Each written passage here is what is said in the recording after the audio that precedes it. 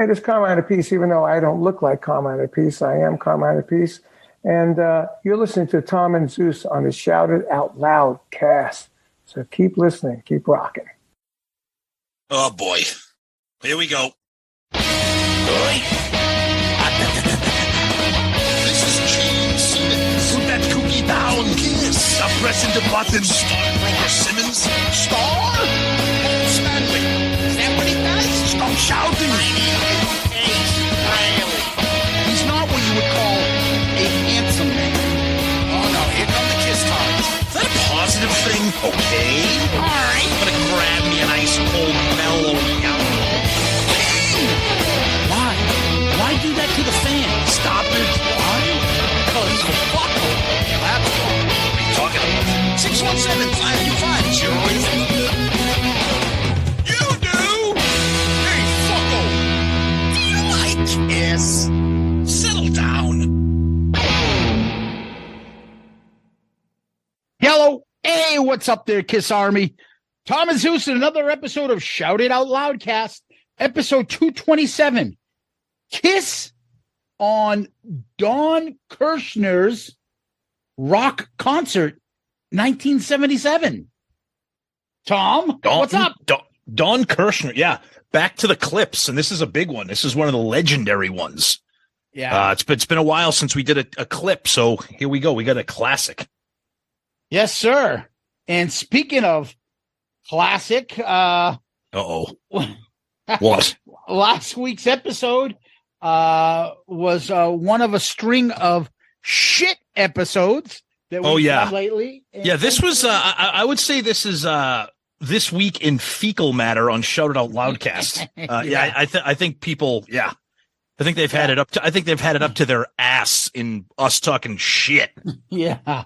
So we're all set with that, but we went over disc 5 of the box set, right? And we did a poll. Yep. So every time we do a poll with a box set, we always talk about the quote unquote unique tracks. So we threw 3 of them into the poll this week. And what was your favorite track? The demo of Domino, It's My Life, or Nothing Can Keep Me From You. No surprise, It's My Life, 63% of the poll. Demo of Domino got 28%, and then 9% of you need to be institutionalized because you voted for Nothing Can Keep Me From You. And somebody named Scott with 3 T's said, Twitter should launch an investigation into the accounts that chose Nothing Can Keep Me From You. It's true. It's definitely true. Twisted Kister, our buddy, It's My Life. Thankful it was on the box set. This era was the most impactful on me, but this disc does not come close to representing it properly. Yeah, we talked about that. Kind of not a great disc, but that's okay. Dr. 2, Steve, the previous episode opened up the floodgates for the Paul impression. Your takes on how Paul's fingerprints are all over the track listing on this disc are spot on. But Time Traveler is way better than It's My Life. Dude, that is that in person, the running for the worst take in Shout It Out Loudcast history. Yes, throw that up. And we love Dr. 2, but wow, dude. We do? Man. Speak for yourself. Uh-oh.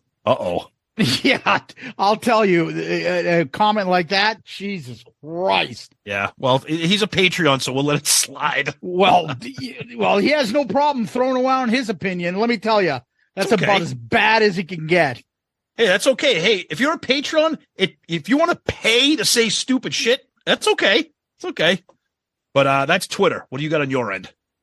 All right, on Facebook. But let me rephrase that. I don't want to say your end, because I don't want people to think we're talking about another rectal exam or something. All right. Mark Flores Music.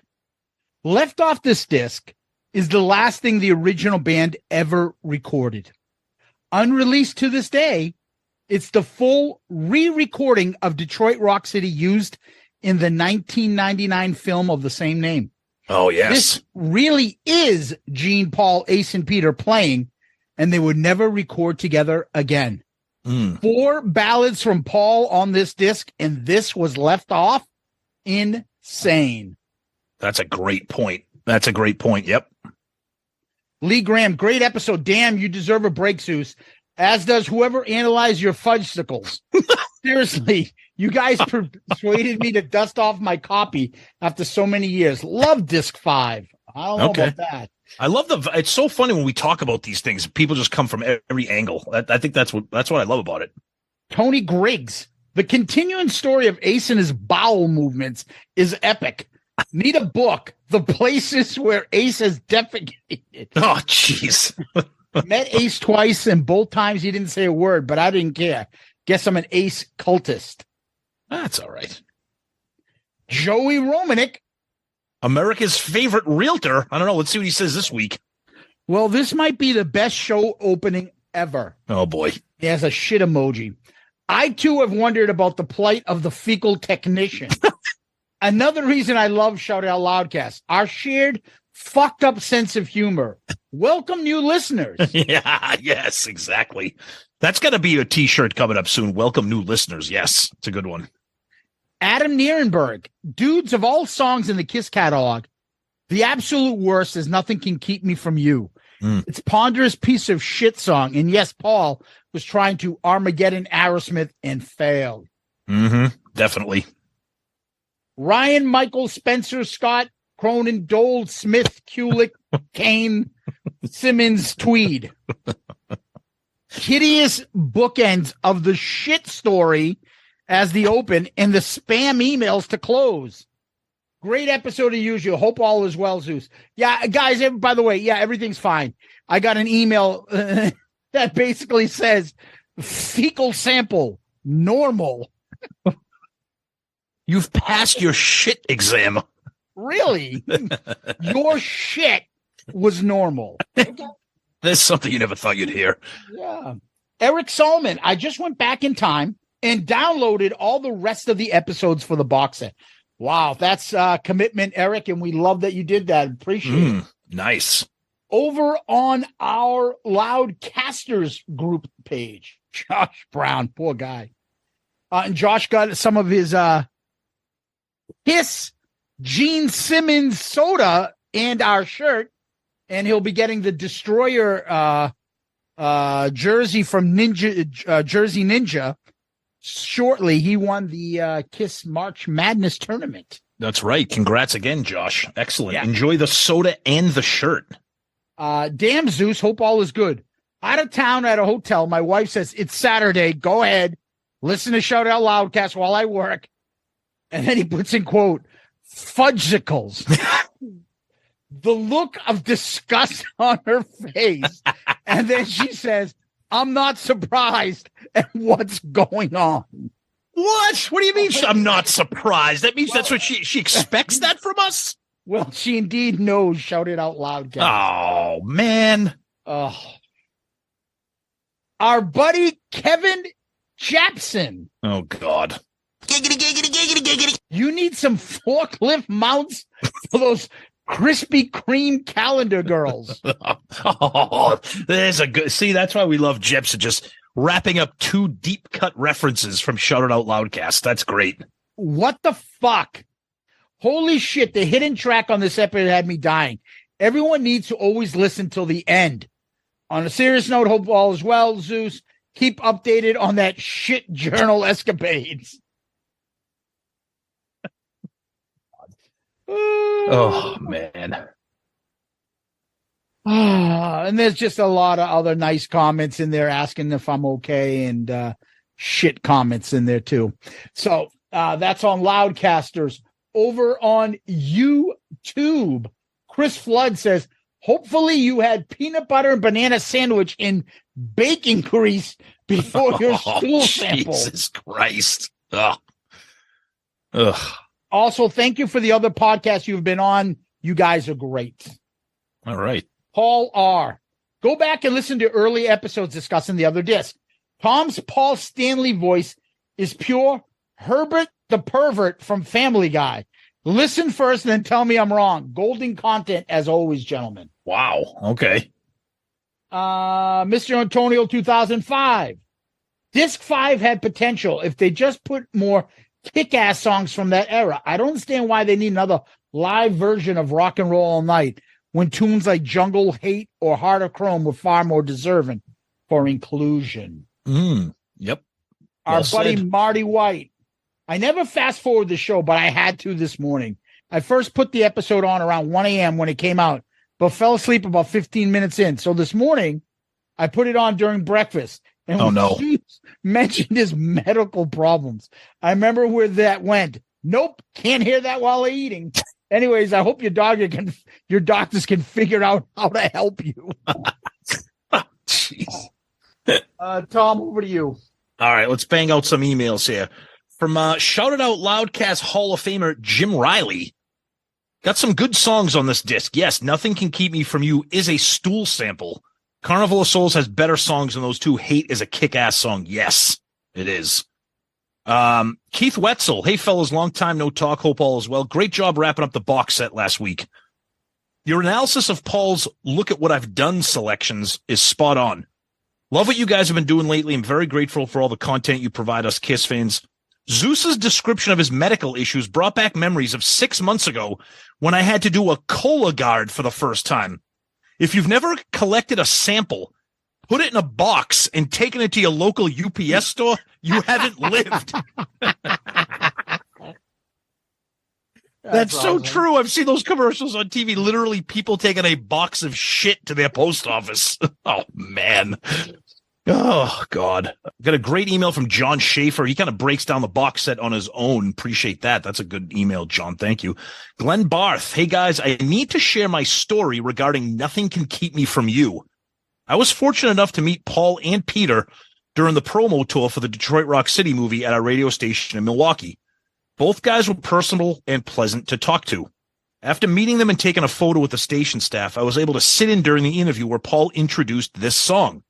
All of us then listened to it being played for the first and last time on the radio. Can you imagine having to listen to this brutal ballad while Paul is beaming with what is now known as his orange juice sauce pride? The radio guys had to kiss his ass and tell him what a great song it was while I sat there in stunned silence. I was embarrassed for the guy. I can only imagine how Peter felt having to listen to this shit song for every stop on the radio station promo tour. 24 years later, and I would still look at Paul in silence if he played this song for me, because let's be honest, none of us would actually say what we really want to when we meet these guys. Apologize for the long email and keep up the phenomenal work on the podcast. Thanks, Glenn Barth. Awesome, Glenn. Never apologize for a good email like that. Our buddy Adam Stevenson from the Metal Oasis podcast. Great episode to wrap up the box set, and I agree, seeing Eric Carr in makeup was a nice tribute as the fifth member. It's My Life is a killer song, and it's a criminal it wasn't on Psycho Circus, but the trash We Are One is. Since its release in 2001, the band has released more content and recordings. So I'm curious, maybe a future episode? What would be on your Disc 6? You have a Live Force Symphony, Sonic Boom, Monster, Kiss Rocks Vegas. That time they played to some Sharks in Australia. You pick the good, the bad, the ugly, just like in the vein as Kiss did, with some questionable track choices. I would assume it could start with the excellent version of Shandy from the Symphony. Oh, yeah, you'd love that one, Zeus. All right, that's what we got for emails. And Tom, I'll wrap it up with Radio Chaos on our Instagram. Cool. Oh, mates, the shit, the test tube, the bag, was crying laughing. The ace impression of him talking about shitting himself. God, I was crying laughing. Keep up the great work. Radio Chaos, you've been awesome, and we love your comments on Instagram. And for that, my friend, you are comment of the week. Good answer. Good answer. I like the way you think. I'm going to be watching you. Yeah, Radio Chaos. Love it. Thanks, buddy. Yeah, and what we like to do at this point, Tom, is give a shout out over to our Patreon family. Patreon is where people can subscribe, and they make a monetary contribution to the show, which helps us out tremendously. In turn, they get some perks, they get some privileges, they get some likes, they get some content, they get input into the show. Sometimes we do video chats with them, and sometimes we do giveaways. Sometimes we just ask for different new input, like their their album selection for Album Review Crew, which is coming up soon enough. And they help us out. It's a big, big help to us. They're awesome. They're a family. We have a ton of fun on our Patreon group. You should check it out. Come join and then find out what all the fun is all about. And you can find Patreon on our website, right on the landing page. You'll see an icon that says Patreon. Please click on that, look through it, see if you see any tier that you like. Come join and find out what we're doing over here and why it's so great. Thank you to all our Patreon family members and to anybody else that's out there that's supporting the show. Thank you. Yep. Patreon guys, we love you. Thank you so much. Like Zeus said, please check us out on our website. You can click on the Patreon link, go to patreon.com or download the app and search for us. Huge thanks to everybody that's part of the family. It greatly helps the show continue to thrive and grow, and we're very grateful for all that. So thank you guys. Tom, what we do next is we go over to Kiss World. Again, a little quiet. Kiss is over in England, right? Yep, they're over in Europe doing their tour. So not much activity other than that. Let's see. Right now, when this episode drops on Saturday, they will be in the Czech Republic. Then they continue going to Amsterdam, Belgium, France, Germany, all that good stuff. So they got a busy time coming up. And then, of course, there's them being mocked again for adding dates here. And, here's 2 dates here and this date here. It's like, is this ever going to fucking end? And it's just getting very difficult to defend this band. Yeah, and there was a pretty brutal takedown article. I think it was in The Guardian in England when they were over there. Yeah. And back like to the old days where they would get mocked for being like their music is simple and stupid. Yep. And, their show is just for children and fireworks and the music is bad. Like it was really like the old Rolling Stone reviews of Kiss concerts. It was kind of tough to listen to. Just like fucking imagine what a fun guy that guy must be like. It's funny to see articles still being written like that. That's just weird. You know, like you said, it's like old 70s critic shit, you know? Yeah, it's just a fucking millennial doesn't get it. But yeah, fuck them. Yeah. Who cares? Other than that, I think that's really it. There's not much else going on in the world. And nope. Just waiting for the End of Eternity tour to end. And that's really it. Pretty much. That is it. Yep. Quiet. And before we move forward, anybody got a towel? I thought I spilled some mellow yellow on my pants, but I guess I just pissed myself.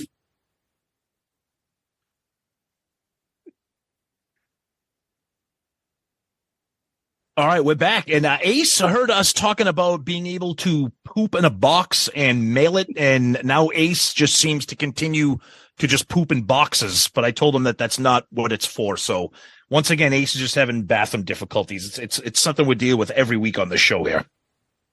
I'm pretty jealous of cats. They get to go anywhere they want. If you put a box out for them, just scratch their paws against all the litter. I'd like to do that too. I asked Lara if I could get like a little litter box, kind of for me. So if it's kind of a long walk to the bathroom, I could just kind of poop a little bit in the crate next to my bed.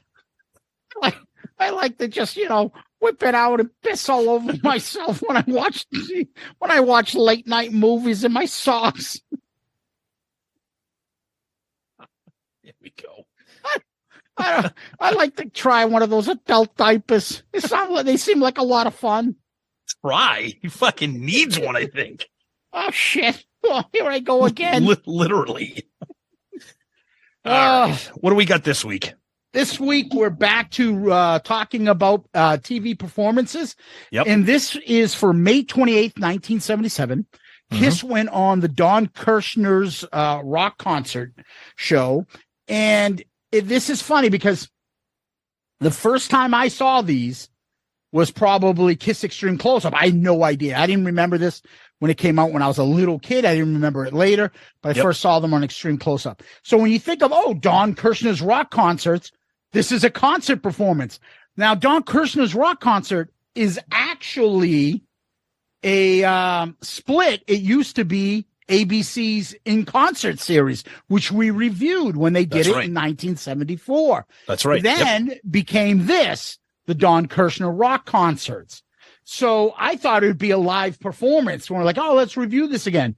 It's not. It's 3 performed videos. Now, pre-MTV type videos.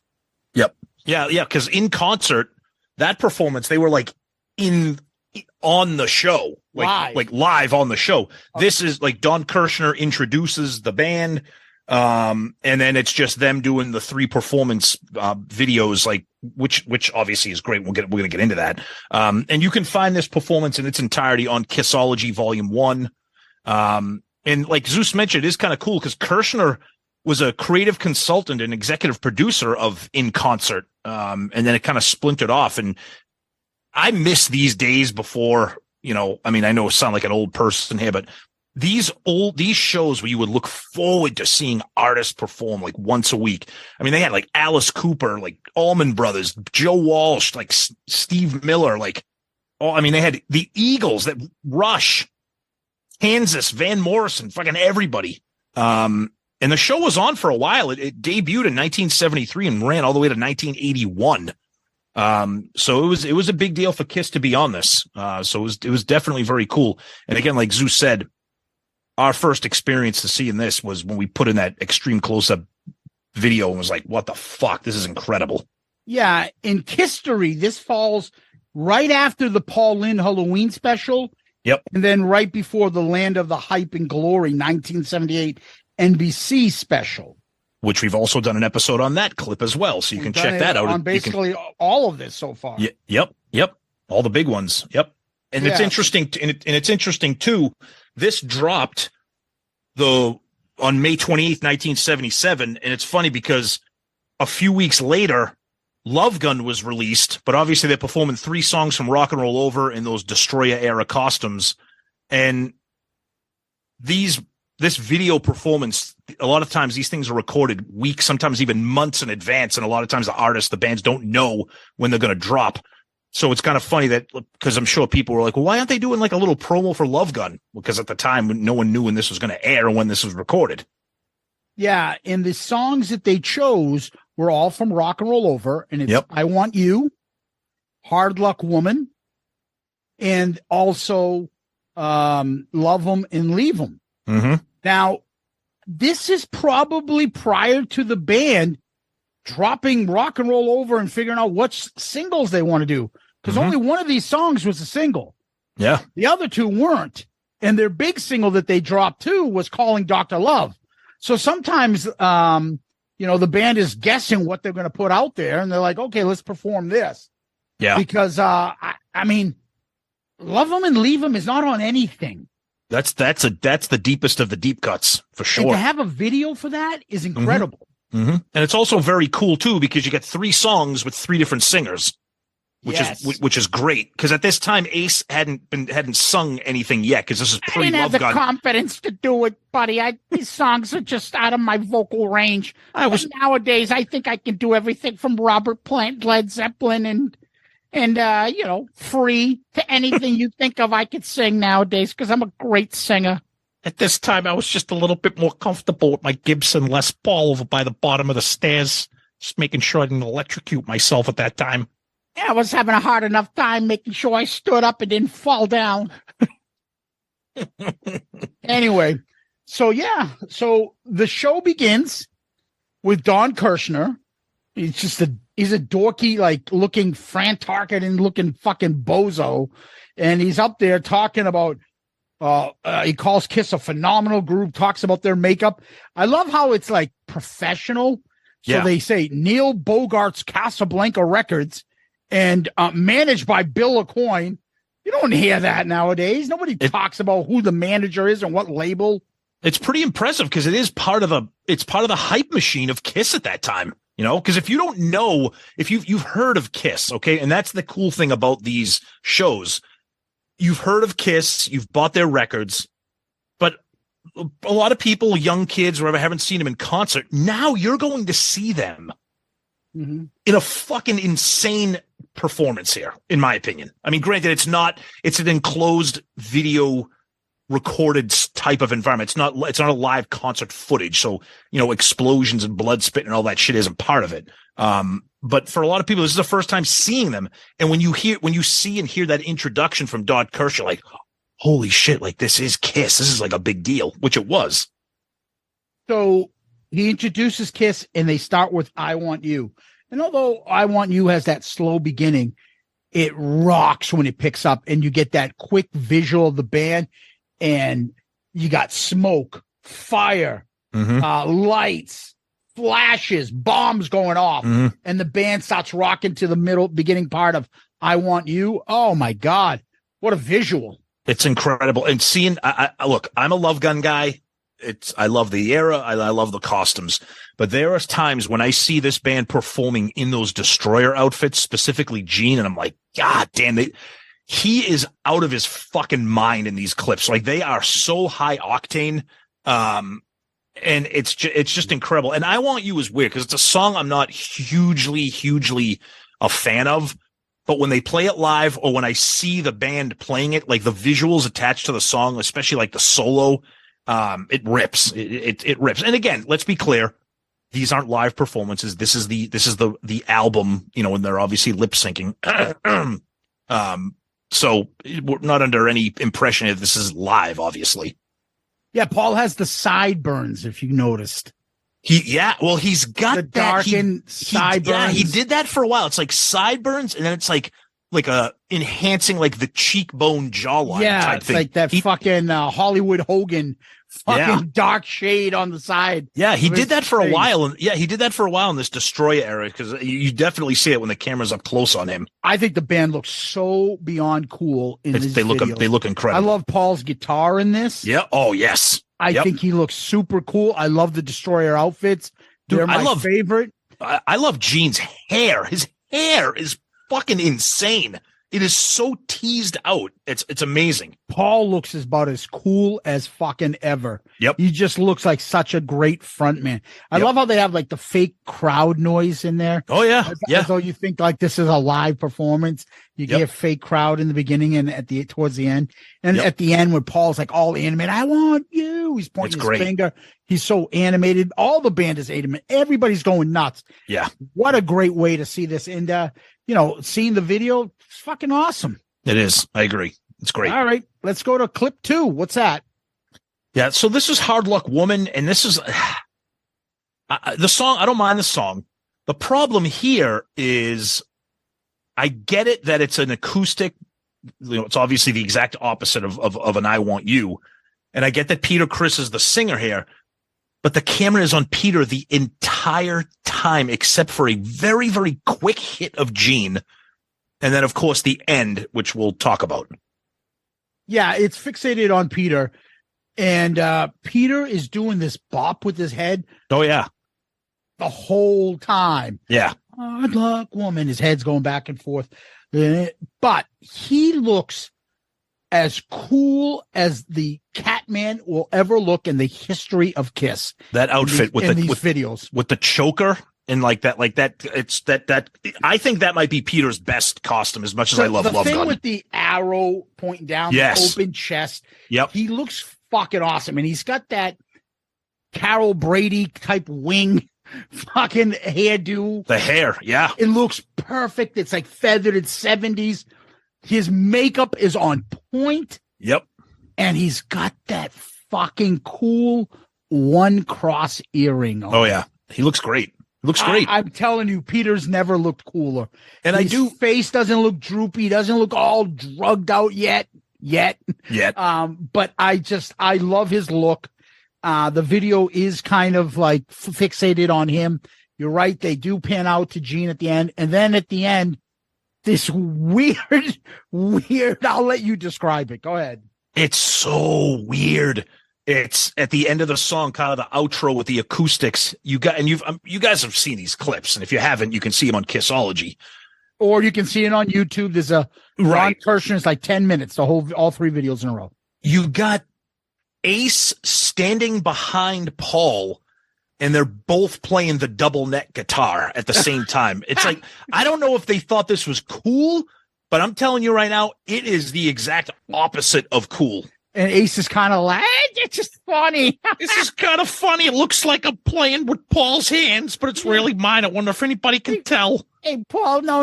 You play that string down there. I had to show him what to do. He wasn't that good of a guitar player then. Yeah, it does not look cool. It's yeah. That's all I'll say. Do you know those pictures of the band standing up and then Ace is always looking behind and looking backwards like, Yeah.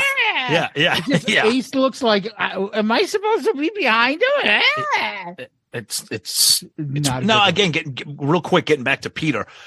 I do think it's cool because at the time he's the drummer, and a lot of times drummers are in the background for obvious reasons. So I do like that they kind of kept it on him. You really got a glimpse of his playing, his singing, his facial expressions, his makeup design like that. That's cool. Poor Gene, which I get it. This is not a jump around demon song by any stretch of the imagination. So you're not going to see him at all. But yeah, it's hard luck woman. I don't know. Yeah. Yeah. They're also trying to capitalize on what just came out was Beth. Right. No, yeah, absolutely. Let's show some focus on the drummer and that voice that you probably recognize. Here it is. Yep. He's singing another kind of ballad song. It's called Hard Luck Woman. Give it a chance. So they end with Love 'Em and Leave 'Em, as we said. Just a deepest of deep cuts. I love the song. And one of the reasons I love the song is when we saw it in the spring of 93. Was it 94? I think it was our sophomore. junior year, I think it was. No, I think junior it was. No, it was sophomore year. We watched it in Pitt South, the VHS. I didn't see it in Pitt South. I watched it. I remember watching it in Flynn, the basement, the big TV. We were watching it then. Okay. But regardless, I just remember watching this thing together and being like, "What the fuck is this? Look at him. He looks crazy." Yep. When Gene comes bounding down the stairs and kicks his we used to like mimic this all the time. Just him kick. Yeah, and you then do that. And no, he does. First of all, let's take a step back. Yeah. This is a good visual of what the Destroyer Spirit of 76 tour looked like. Oh, with yeah. the two staircases. Yep. And they both come down. So in the beginning of the song, Gene is on one side, Paul and Ace on the other. Yep. And then and Gene comes down. Yep. Then he does a frog jump. It's he crazy. jumps up the two legs. Then he kicks one leg out. Yep. And then he comes over and he's like doing his shoulder and he's like, "Rah! He's literally looks like he's like, and when he's singing the verses, you could he's like fucking his bass. He's like thrusting it. And then the best part, when I remember we saw the video for the first time, the chorus when he's doing Love 'Em, Leave 'Em, and he's like a fucking machine. He's just tilting back and forth. Yeah.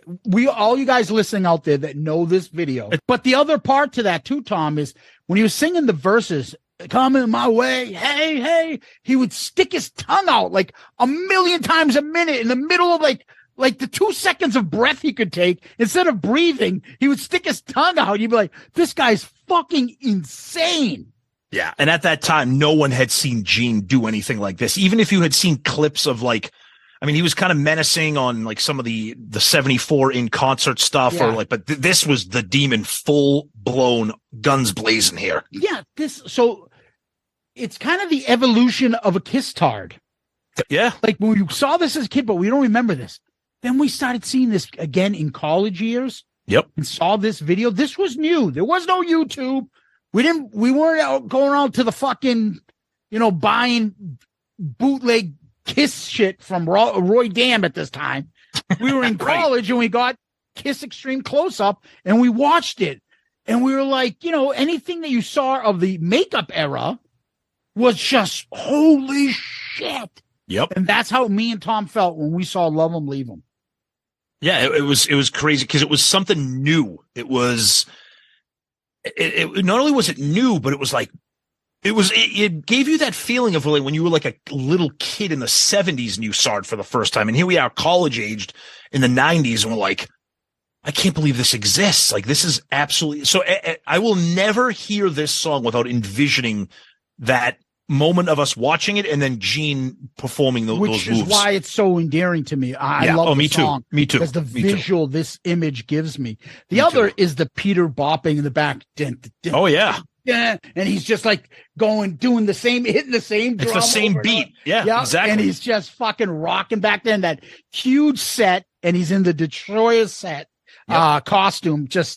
And then it's funny because when Gene is singing the first couple lyrics, Yeah. And they cut back and they show over to Ace. Ace is finally coming down the stairs. All right. Well, guys, okay, I'll come down now. I just want to take it slow. I'm a little unsteady. Oh, this isn't as easy as it looks. Give me a second.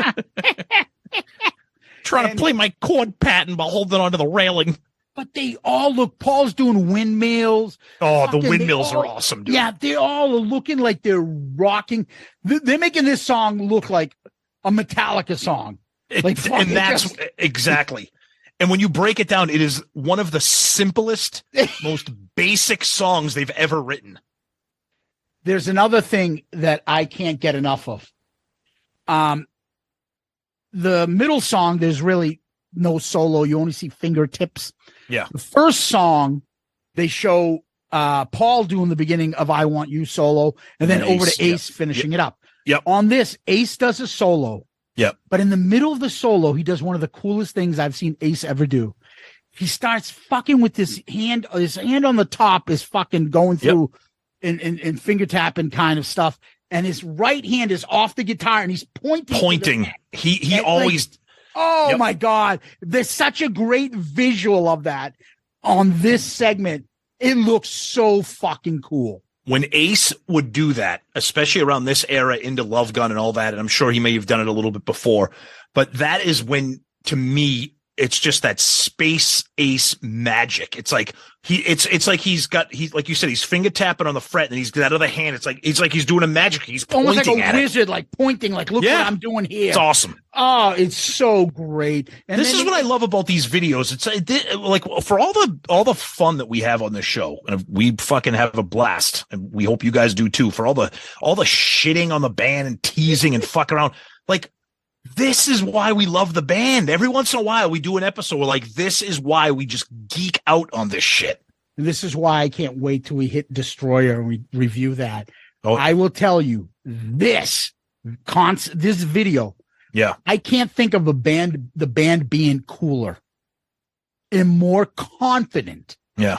At their fucking peak musically without being like super Kiss and fucking over the top shit. Yeah. This band right now is still as raw as fucking, what do you call it? As Winterland, but musically even better. Well, I think that's a great way to put it, because I think it's a perfect combination of the rawness and the youth of Winterland, and then just the world domination of the Love Gun Alive 2 Them tour. coming up with better songs.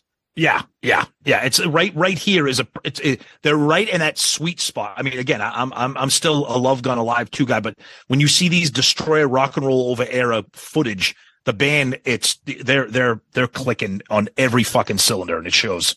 Yeah, and then the end of the videos end with the big Kiss neon sign, just lights flashing, and it ends there. Yep. So fucking.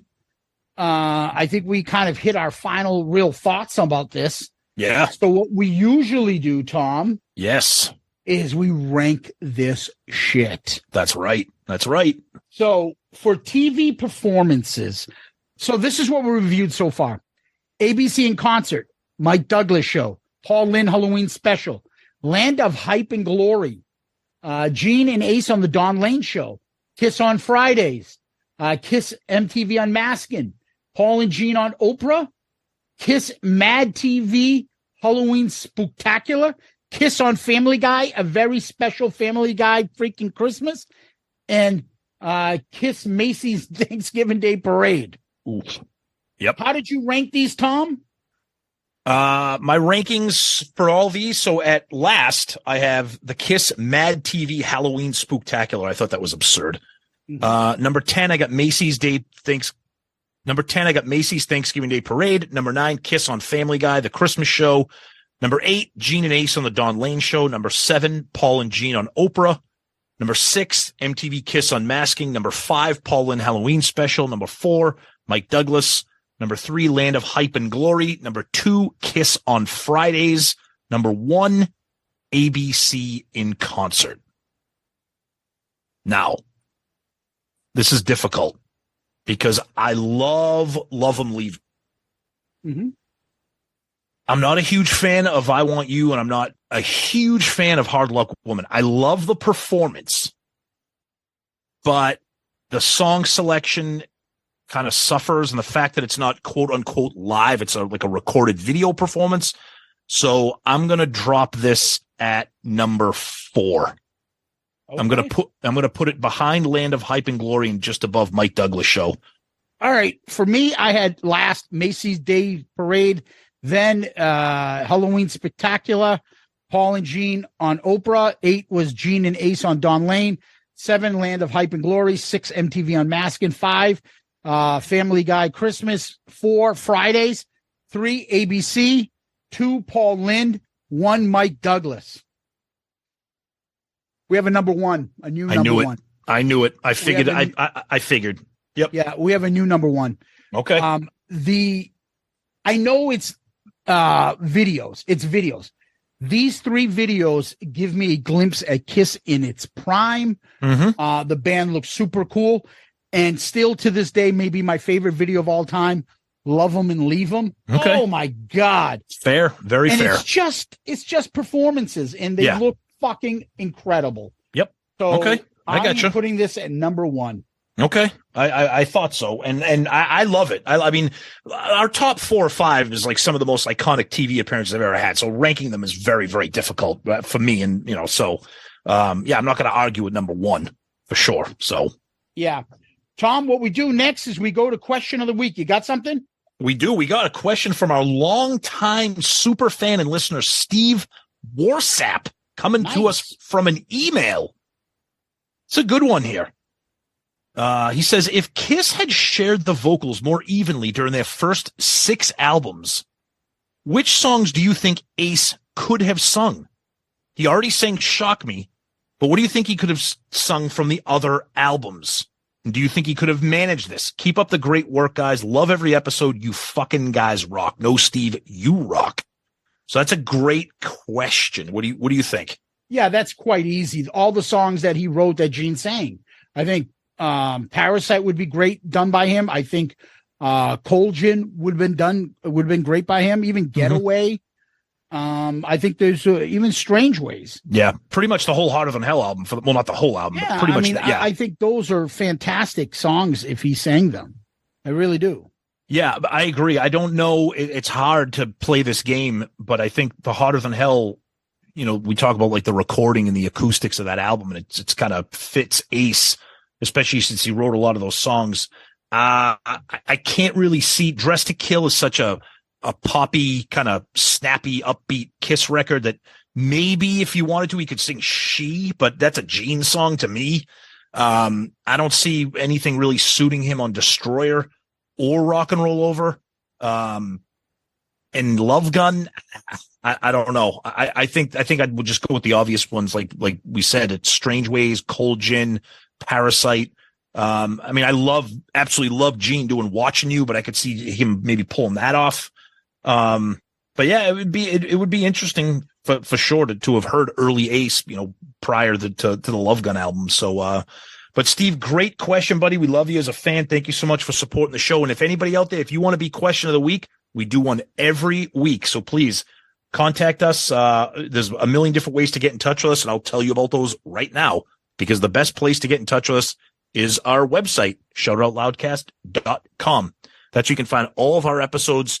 Shout Out Loudcast, Album Review Crew, Dome Damage, Zeppelin Chronicles. You can find all of our rankings and all that good stuff. Links to our Patreon, links to our Amazon store, links to our merch, links to all of our social media.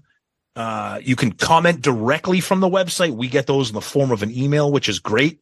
Or you can just send us a regular email like Steve did. And that is shoutitoutloudcast@gmail.com. And of course, our social media, Twitter, Facebook, Instagram, YouTube. Please reach out, contact us, tag us. If you see something cool that you think we'll get a kick out of, or if you have some Shout Out Loudcast merch or something, or if you found some cool record or piece of merchandise, tag us. We love seeing that stuff. So please do that. And of course, we mentioned earlier, our wonderful Patreon family. You guys rock. Thank you so much. If you're interested, the link on our website and patreon.com and the app. And we always like to say that we're very proud to be part of the amazing Pantheon podcast network of shows. Yeah, Tom, I always tell people they can DM us on Facebook, Twitter, Instagram. Make sure you subscribe to our YouTube channel. We appreciate that when you do. Give us one of those 5-star child reviews on Apple Podcasts, Spotify, Stitcher, Facebook, Podchaser, wherever you can. It means a great deal to us and really helps the show. How do you help the show? As Tom mentioned, Patreon. You can go to our Amazon store on our website. You can go to our merch on our website. And you can check out our awesome new merch that we have listed up there. It's on Amazon store right now. Take a look, see if you like anything.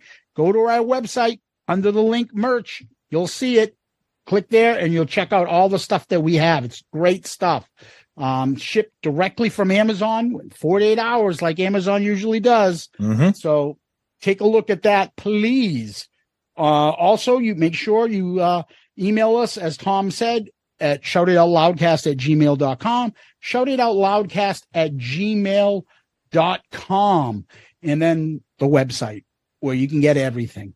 And that is at shoutitoutloudcast.com, shoutitoutloudcast.com. We always like to end with famous last words. Do you have any, Tom? You want to sit in my driver's seat? If you do, it's all right with me. I've got to hand it to you, baby. You know what a girl's got to do. Oh, yeah.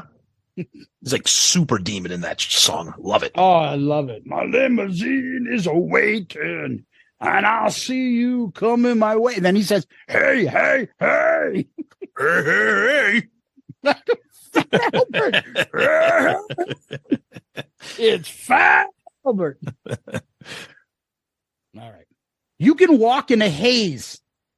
You can travel till you die. You can live in a dream, and life will pass you by. Paul the Poet. Amazing. Tom, Loudcasters, Kiss Army, thank you. Guys, you're the best. Thank you so much for everything, all of your amazing support. And again, Patreon, you guys rock. Thank you. Zeus, as always, my friend. Thank you. Peace out, Girl Scout. Give you the answer to that question, Mr. Bender, next Saturday.